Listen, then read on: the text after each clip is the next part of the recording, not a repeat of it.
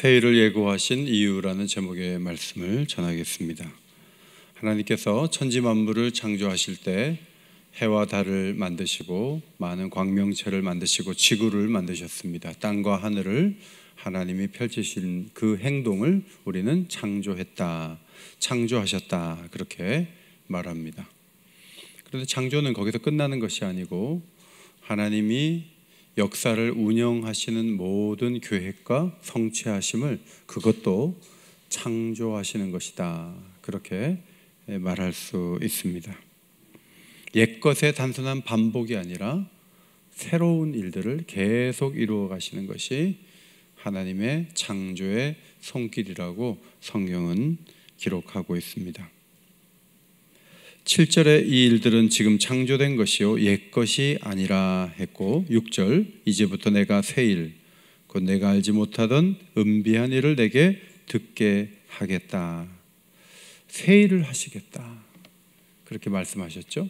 48장을 여러 번 읽어보면 그 새 일이 한 번도 언급이 안 된 일이 아니라 이미 여러 번 언급되고 있었던 일이라는 것을 알 수 있는데 14절에 그 새 일이 무엇인지를 14절에서 볼 수 있습니다. 나의 기뻐하는 뜻을 바벨론에 행하리니 그의 팔이 갈대아인에게 임할 것이라. 앞으로 바벨론이라는 큰 나라가 세계를 제패하는데 그 나라가 유대를 침공해서 유대인들을 잡아가죠. 그런데 하나님의 기뻐하시는 뜻을 행하면 그 나라가 무너지는 거예요. 그 무너지는 일을 그의 팔을 통해서 하겠다. 그의 팔은 누구의 팔이에요? 고레스라는 왕의 팔을 통해서 할 것이다. 이것이 하나님이 계획하신 새 일입니다. 굉장한 비밀이죠. 그런데 이 일을 듣는 이사야 시대의 사람들은 겉으로는 종교적인 자부심도 있고 하나님을 크게 바라보는 척했지만 하나님이 진단하시기를 1절 진실이 없고 공의가 없도다. 하나님 백성답지 못한 모습이었습니다. 4절에 공동번역 성경을 보니까 너희가 고집불통 무새 같은 목덜미에 청동 같은 얼굴을 하고 있는 것을 나는 알았다. 8절 내가 정령 배신하여 모태에서부터 내가 배역한 자라 불린 줄을 내가 알았습니다. 상대가 너무 교만하고 뻔뻔한 사람이면 여러분 어떻게 하죠? 아유, 난 저 사람하고 얘기 안 할 거야 하고 피하지 않겠습니까? 그런데 자기 백성이 고집불통이에요. 교만해요. 어릴 때부터 배신하고 배역하는 거 잘해요. 그럼에도 불구하고 하나님은 미리 말씀해 주시겠다. 6절에 보라 너희가 선전하지 아니하겠느냐. 모든 것을 듣고 나서 너희가 하나님이 이렇게 놀라운 일을 이루십니다 하고 선전하는 사람이 될 것을 바라보고 난 너희에게 얘기할 거야 라고 말씀하셨습니다. 하나님이 왜 말씀하셨는가? 첫째로 하나님이 이루신다는 것을 분명히 하시기 위해 미리 말씀하신 것입니다. 3절 그것들을 듣게 하였고 내가 호련히 행하여 그 일들이 이루어졌느니라. 하나님은 미리 말씀하시죠. 그리고 이때까지 말씀하신 대로 때가 되면 착착 이루어내셨어요. 지금 말씀하신 일도 앞으로 150년 후에 이루어질 일이지만 그 일도 이루실 것이다 하는 것입니다. 내가 말하면서 너희에게 부탁한다 좀 도와줄래? 그게 아니에요.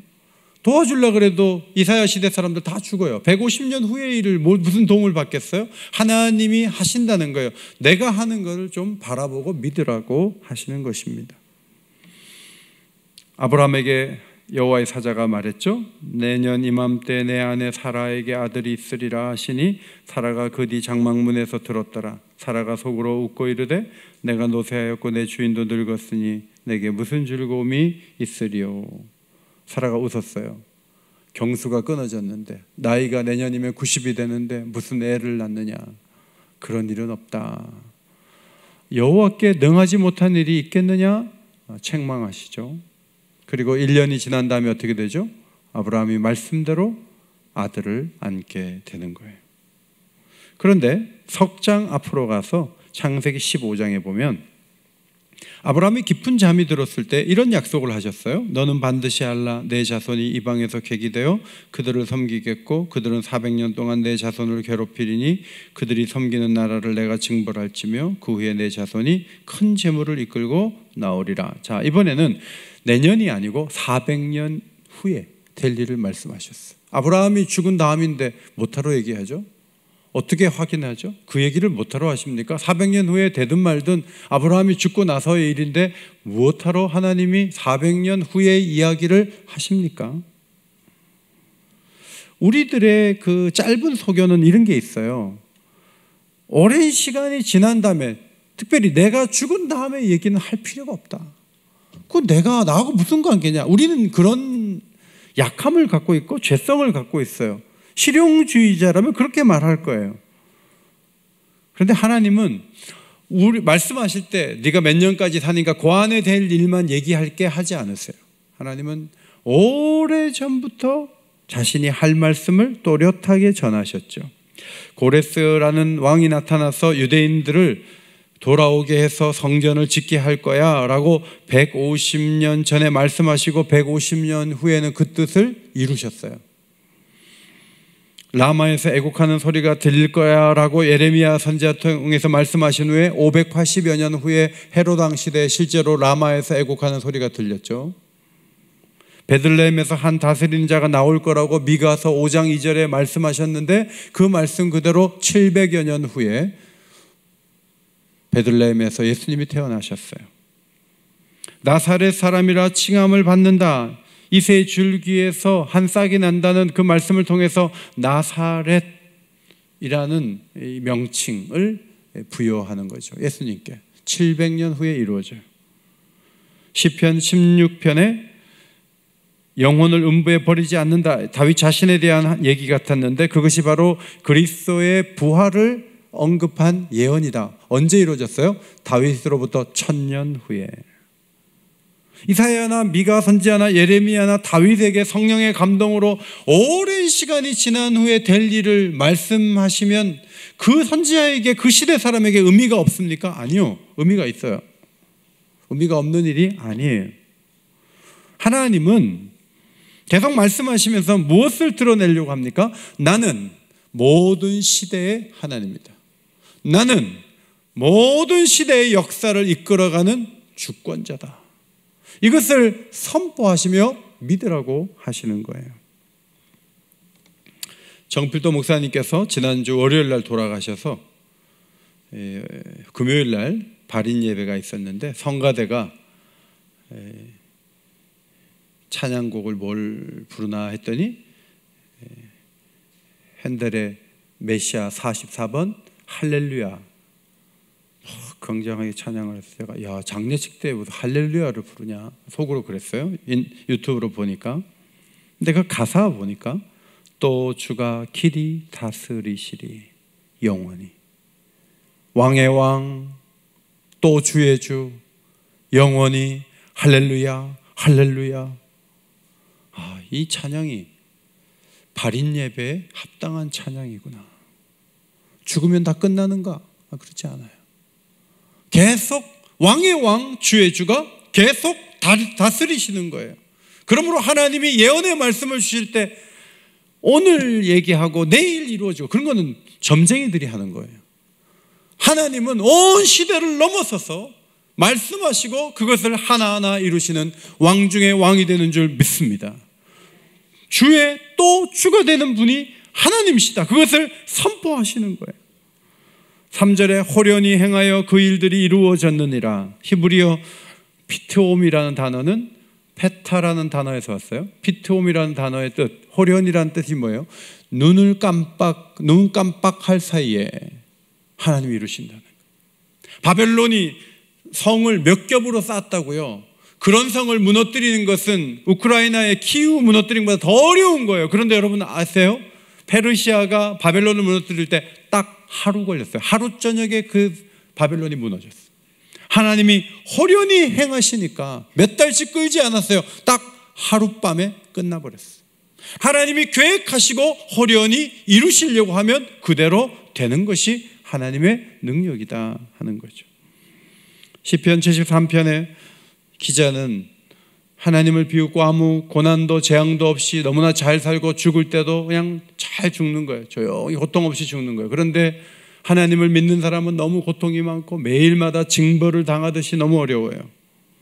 그런데 그 뒤에 시편 19절, 73편 19절에 가면 주께서 그들을 파멸에 던지시니 그들이 어찌하여 그리 갑자기 황폐되었는가?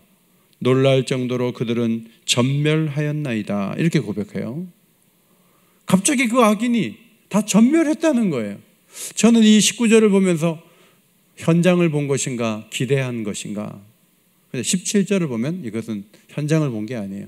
하나님의 성소에 들어갈 때야 그들의 종말을 내가 깨달았나이다. 그렇게 될 것을 확신하면서 하루아침에 졸지에 무너질 것이다. 악인들이 멀쩡할 것 같고 계속 큰 소리 칠 것 같지만 하루아침에 끝난다.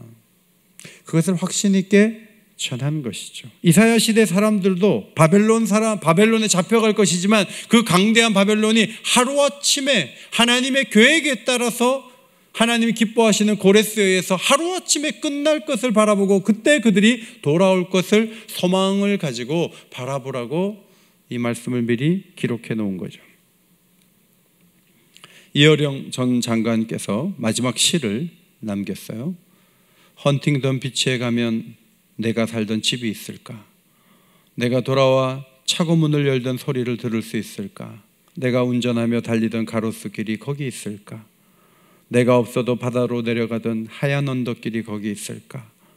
바람처럼 스쳐간 흑인 소년의 자전거 바퀴살이 아침 햇살에 빛나고 있을까? 헌팅턴 비치에 가면 내가 있을까? 아침마다 작은 갯벌에 오던 바다새들이 거기 있을까? 이 시는 아버지보다 먼저 10년 전에 세상을 떠난 이미나 목사 딸인데 여자 목사였어요. 암으로 세상을 먼저 떠났는데 그 딸을 생각하면서 지은 마지막 시예요. 이어령 장가는 사람들이 아주 강한 사람이라고 평가해요. 그러나 이 시를 보면 딸의 이별 앞에서 아버지는 아프고 무너지고 후회하는 모습을 가감없이 드러냈습니다. 이미 죽은 딸을 아버지가 만나지도 못할 헌팅턴 비치에 가면 뭐가 있겠어요? 뭐 다 그대로 있다 할지라도 딸이 없으면 무슨 의미가 있겠어요? 이 시는 이별을 생각하면서 지은 시예요. 그런데 나미네라는 시인이 이 시는 딸과 헤어졌지만 다시 만나러 가면서 쓴 시다, 그런 평가를 했습니다. 그렇다면 마지막 연에서 헌팅턴 비치라고 하지 말고 천국이라고 얘기했으면 좋았을 텐데 왜 이어령 장가는 천국이라고 말하지 못했을까? 모든 세상 사람들의 시인이 되고 싶어서 일반 문학을 벗어나고 싶지 않아서 거기다 천국이다 넣으면 신앙의 시가 돼요. 기독교 문학이 돼요.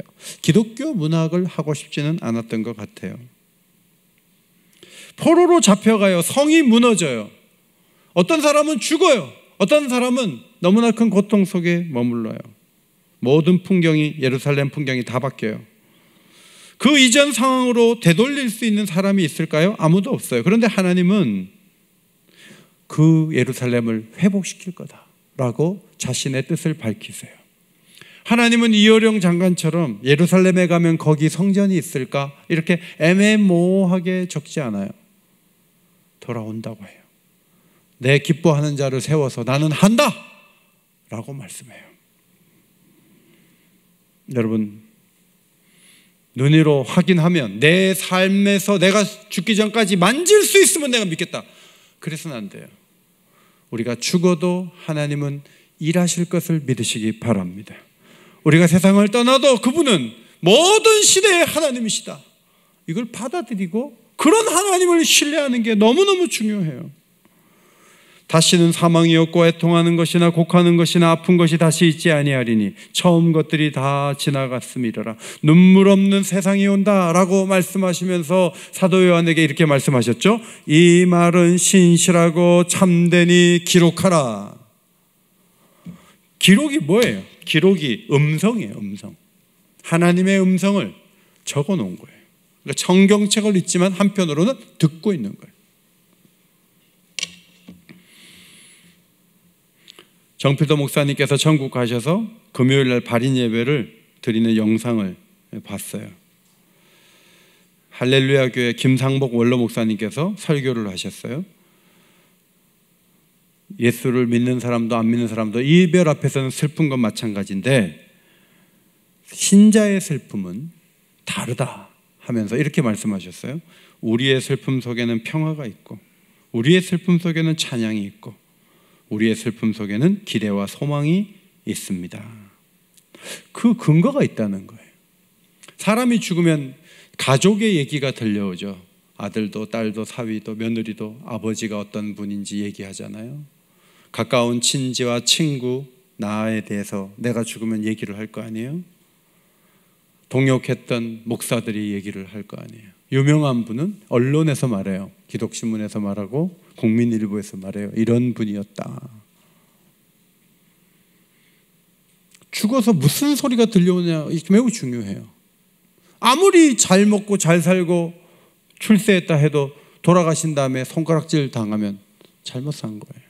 잘 살아야 돼요. 그런데 우리가 세상을 떠나서 음성이 많이 들려오는데 제일 중요한 음성이 뭔가? 김상봉 목사님이 그런 얘기해요.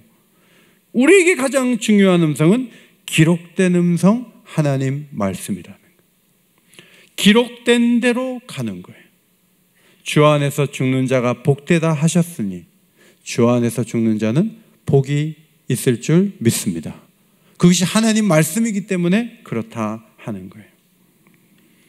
예수께서 너희 보물 있는 그곳에 내 마음도 있느니라 하시고 눈은 몸의 등불이니 그러므로 내 눈이 성하면 온몸이 밝을 것이다 그랬어요. 그 눈이 성하면 하늘을 봐요. 그 눈이 성하면 하나님을 봐요.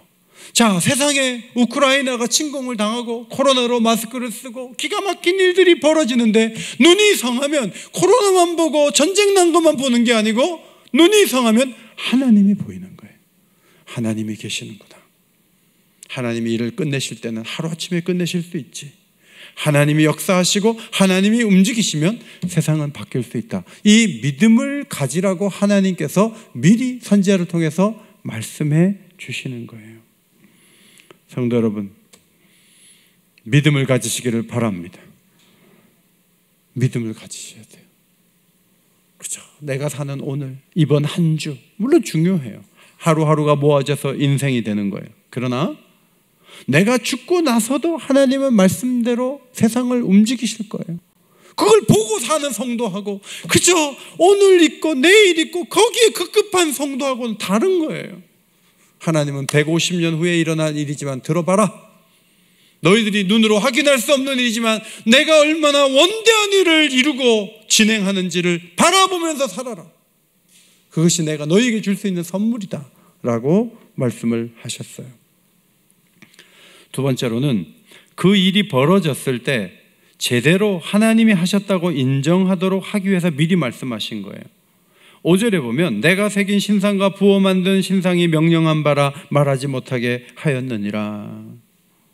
우상 숭배에 빠지면 우상이 도와줘서 일이 됐다 이렇게 생각해요. 부적 붙이고 다니고 달고 다니는 사람은 부적이 지켜준다고 고백해요. 하나님을 시인하지 않아요.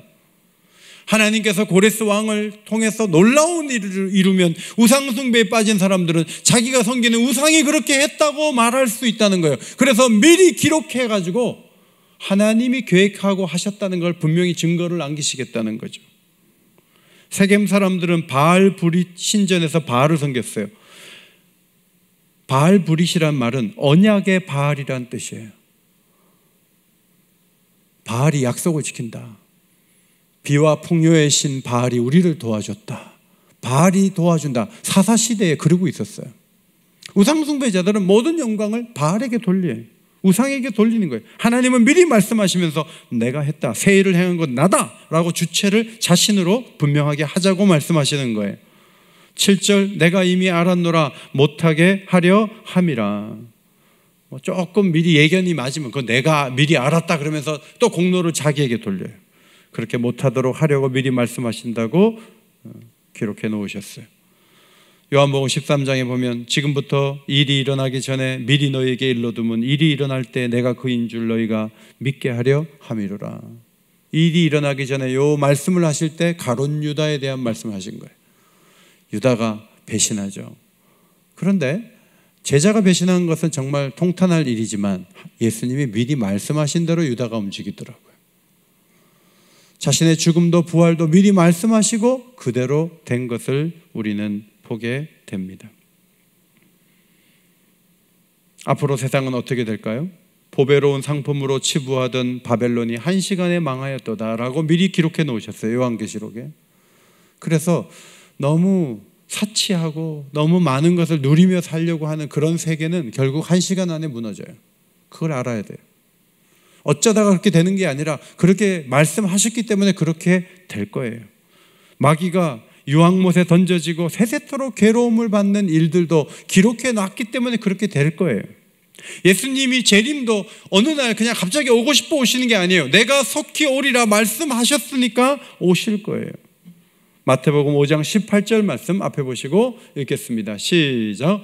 천지가 없어지기 전에는 율법의 1.1획도 결코 없어지지 아니하고 다 이루리라. 율법의 1.1획도 결코 없어지지 않고 다 이룰 것을 여러분은 진심으로 믿습니까? 하나님 말씀을 소홀히 여기지 마세요. 하나님은 하신 말씀을 다 이루시는 분이세요. 처음에 신앙생활 할 때 기도했는데 막 이루어지시잖아요. 기쁨이 넘치죠. 여러분 사실 이 신앙생활의 묘미가 기도응답이거든요. 오래된 성도일수록 안 들어주는 게 많을지 모르지만 새 가족들이 기도응답 많이 받아요. 하나님이 정말 역사하시는구나, 도와주시구나. 어떻게 기도했나요? 100일 동안 새벽기도 나왔더니 들어주시더라고요. 그러면 초점이 내가 100일 동안 새벽기도 나오는데 초점이 모아져요. 사실 100일 나오든 50일 나오든 며칠 나와서 된 게 아니에요. 물론 그 마음을 받으신 것은 알지만 더 중요한 기도응답의 기초가 있어요. 그게 뭐냐면 약속이에요. 요한복음 14장 14절 앞에 보시고 읽겠습니다. 시작. 내 이름으로 무엇이든지 내게 구하면 내가 행하리라. 내 이름으로 구하면 들어주겠다고 약속을 했기 때문에 예수 이름으로 기도하면 응답을 받는 것이지, 내가 40일 철야를 했고 내가 100일을 끌어왔기 때문에 된 건 두 번째 문제예요. 우선은 약속이 있고 그 다음에 하나님께서 약속을 지키시는 신실함이 있기 때문에 응답이 되는 거예요. 그러므로 그분은, 우리 주님은 말씀하신 대로 다 하신다. 여러분에게 기쁨이 있고 기도 응답이 있고 성취된 것이 있어요? 여러분 한 거 아니에요. 하나님이 말씀한 그 말씀의 기초 위에서 된 거예요. 하나님이 하셨습니다. 따라합시다. 하나님이 하셨습니다. 하나님이 이루셨습니다. 그것을 인정하고 그것을 고백하는 게 중요해요.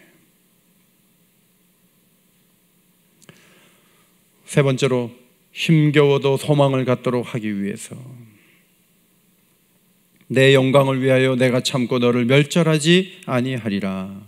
나라가 망하면 얼마나 어려울까요? 성이 무너지고 성전이 회파되고 불타고 사람들이 죽고 끌려가고 얼마나 힘들까요? 그러나 하나님은 이렇게 말씀하세요. 내 이름을 위하여 내가 노하기를 더디할 것이며. 많이 참으셨어요. 그리고 결국 형벌을 주셨어요.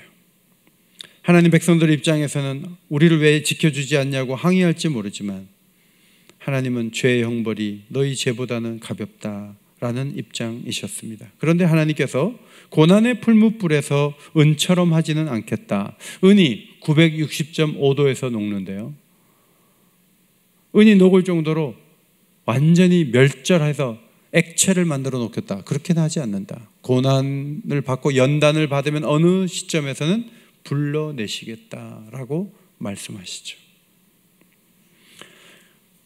가나안 백성들이, 유대 백성들이 가나안에서 바벨론으로 갔어요. 70년 되면 자리 잡아요. 거기 뭐 정치인들도 생기고 뭐 유대인들이 똑똑하니까 곳곳에 가서 잘하잖아요. 그러면 다시 돌아오는 게 불편할 수도 있어요. 그러나 호의호식 하는 것이 그들을 부른 목적이 전혀 아니에요.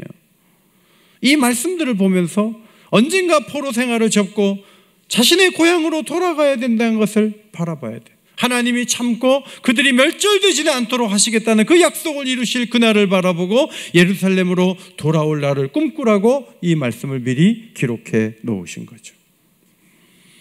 예수님께서 제자들에게 이런 경고를 하셨어요. 곳곳에 큰 지진과 기근과 전염병이 있겠고 또 무서운 일과 하늘로부터 큰 징조들이 있으리라. 심지어 부모와 형제와 친척과 벗이 너희를 넘겨주어 너희 중에 몇을 죽이게 하겠다. 이런 예언을 하셨어요. 그런데 예수님이 그 뒤에 읽어보면 너희 머리털 하나도 상하지 아니하리라. 그 다음 하신 말씀이 뭐예요? 너희의 인내로 너희 영혼을 얻으리라. 지켜주시겠다는. 그러니까 굉장히 어려운 일들을 말씀하지만 그 다음에는 하나님의 역사가 일어난다 하는 거죠. 대제사장들과 서기관들에게 많은 고난을 받고 죽임을 당할 것을 말씀하셨어요. 그러나 동시에 제3일에 살아나야 할 것을 비로소 나타내셨어요. 귀가 열리면 죽는다는 말만 들리지 않고 살아나게 한다는 말을 들었겠죠. 그러면 도망가지 않았겠죠. 포로 생활이 예고되어 있지만 돌아온다고 하시는 거예요. 소망이 있다. 나는 약속을 이루는 여호와다 하는 거죠.